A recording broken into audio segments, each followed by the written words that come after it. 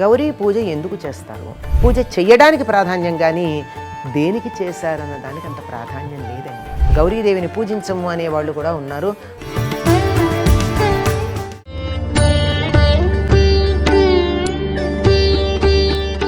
పెళ్లి వేడుకల్లో కన్యావరణం అనేటటువంటి దానికి వచ్చే సమయానికి అమ్మాయి గౌరీ పూజ చేస్తూ ఉండడం మనం చూస్తాం. అక్కడ పెళ్లి కుమారుడి చేత వేదిక మీద కూర్చుని కొంత వ్యవహారం నడిపిస్తూ ఉంటే ఇక్కడ అమ్మాయి వేదిక దగ్గరికి వెళ్ళే వరకు గౌరీ పూజ చేస్తూ ఉంటుంది. గౌరీ పూజ ఎందుకు చేస్తారు? ఎలా చేస్తారు? మాంగళ్య అధిదేవత అయినటువంటి గౌరీదేవిని పూజించటం వల్ల మాంగళ్యం స్థిరంగా ఉంటుంది అనేటటువంటి విశ్వాసంతో, ఉండాలి అనేటటువంటి ఆశతో పెండ్లి కుమార్తె చేత గౌరీ పూజ చేయించటం మనం గమనిస్తాం. ఇది అందరూ చేశారు. అందరూ అంటే రుక్మిణీదేవి కూడా కృష్ణుడికి లేఖ రాసేటప్పుడు తాను శక్తి ఆలయంలో ఉంటాను తీసుకెళ్ళమని చెప్తూనే ఇంకా రాలేదేమిటి, వార్త పంపించినటువంటి అగ్నిద్యోతనుడు అనే బ్రాహ్మణుడు వార్త పంపించాను కృష్ణుడిని రమ్మని, రాలేదేమిటి అనుకున్నప్పుడు చెప్తుంది, నమ్మితి ఉమామహేశుల నెమ్మనమ్మున, నా మనసులో పార్వతీ పరమేశ్వరులనే నమ్ముకున్నాను, నా కోరిక తీర్చవమ్మా అని ఆవిడనే ప్రార్థించింది.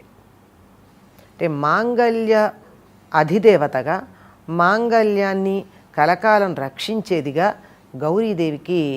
గౌరీదేవిని గురించి చెప్తారు గనక మాంగళ్యం మెడలో కట్టించుకోవడానికన్నా ముందు గౌరీ పూజ చేస్తారు.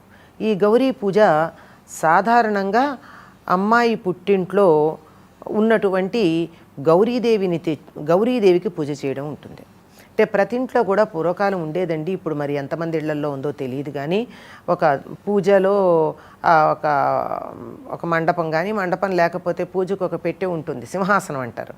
ఆ సింహాసనంలో కానీ ఒక రాయి లాంటిది ఉంటుంది. ఏమిటిదంటే గౌరీదేవి. ఆ గౌరీదేవిని పూజించే పద్ధతి ఉంది. ఒకవేళ ఆ గౌరీదేవి చాలామంది ఇళ్లల్లో ఉండదు, కొంతమంది ఇళ్లల్లో ఉండదు, 7-8 మందో కోడళ్ళు ఉండేవారు అనుకోండి పూర్వకాలం. 7-8 మందికి ఒక గౌరీదేవిని అత్తగారు ఎలా ఇస్తుంది? పెద్ద కోడలకో లేకపోయినట్టు ఇష్టమైనటువంటి కోడలకో ఇచ్చేది. మిగిలినటువంటి వాళ్ళు కొనుక్కుంటారు, లేకపోతే లేదు. అలా లేదా వేరే చోట వివాహం చేయాల్సి వచ్చి గౌరీదేవి అందుబాటులో లేకపోతే గుండ్రాయి అన్నది ఇంట్లో ఉంటుందండి తప్పనిసరిగా. ఇప్పుడు చెప్పలేం కానీ పూర్వం ఉండేది. అంటే నున్నగా ఉండేటటువంటి ఒక రాయి. ఇంట్లో ఏదైనా కొట్టాలంటే పూర్వం కుంకుడుకాయలు బాగా కొట్టుకునేవాళ్ళు. దాంతో కొబ్బరికాయ కొట్టాలన్నా, కుంకుడుకాయ కొట్టాలన్నా, ఏదన్నా ఇలా చెట్టుకొని కొట్టాలన్నా, వంటింట్లో ఇంగువో నూరుకోవాలన్నా వెంటనే పనికొచ్చే గుండ్రాయి ఉంటుంది. ఆ గుండ్రాయిని చక్కగా శుభ్రంగా కడిగి దానికి పసుపు రాచి దాన్ని గౌరీదేవిగా భావించి దానికైనా పూజ చేయవచ్చు అని మన పూర్వులు చెప్పిన మాట. పూజకు ప్రాధాన్యం కానీ, పూజ చెయ్యడానికి ప్రాధాన్యం కానీ దేనికి చేశారన్న దానికి అంత ప్రాధాన్యం లేదండి. భావానికి ఉన్నటువంటి ప్రాధాన్యం వస్తువుకి లేకపోవడం మన సంప్రదాయంలో మనం గమనించవచ్చు. గౌరీదేవి ఉంటే మంచిది, గౌరీదేవి లేకపోతే విగ్రహం ఉంటే ఇంకా మంచిది, అది లేకపోతే గుండ్రాయి ఉంటే మరీ మంచిది, అది లేకపోతే అందుబాటులో లేకపోతే ఏదో ఎక్కడో ఒక పెద్ద కళ్యాణ మండపంలో చేస్తాం. ఈ పెద్ద పెద్ద కళ్యాణ మండపాలు ఎలా ఉంటాయంటే చాలా అతినాగరికంగా ఉంటాయి, పాష్ అంటూ ఉంటారు. అక్కడ రాయి దొరకడం కూడా కష్టమే. అయితే పెళ్లి వ్యవహారాలకు వచ్చేటప్పుడు పసుపు కొమ్ములు ఉంటాయి కనుక ఓ పసుపు కొమ్మునైనా గౌరీదేవిగా భావించి, లేదా పసుపు ఉంటుంది, పసుపుని గౌరీదేవిగా ఒక ముద్దలాగా చేసి పెట్టైనా సరే ఆ గౌరీ పూజను చేయడం మనకి పద్ధతిగా ఉంది. ఈ గౌరీ పూజలో కూడా పూర్తిగా చేయగలిగితే మరీ మంచిది, లేకపోతే కూడా కామేశబద్ధ మాంగళ్య సూత్ర శోభిత కంధర అనేటటువంటి నామం దాకానైనా లలితా రహస్యనామ సహస్రంలో ఉన్నటువంటి దాన్ని చెయ్యాలి. అంతా చేయలేకపోతే కనీసం ఈ ఒక్క నామాన్నైనా కామేశబద్ధ మాంగళ్య సూత్ర శోభిత కంధరాయ నమో నమః అనైనా సరే ఆ కుంకుమతో అమ్మవారిని అర్చించే పద్ధతి ఉంది.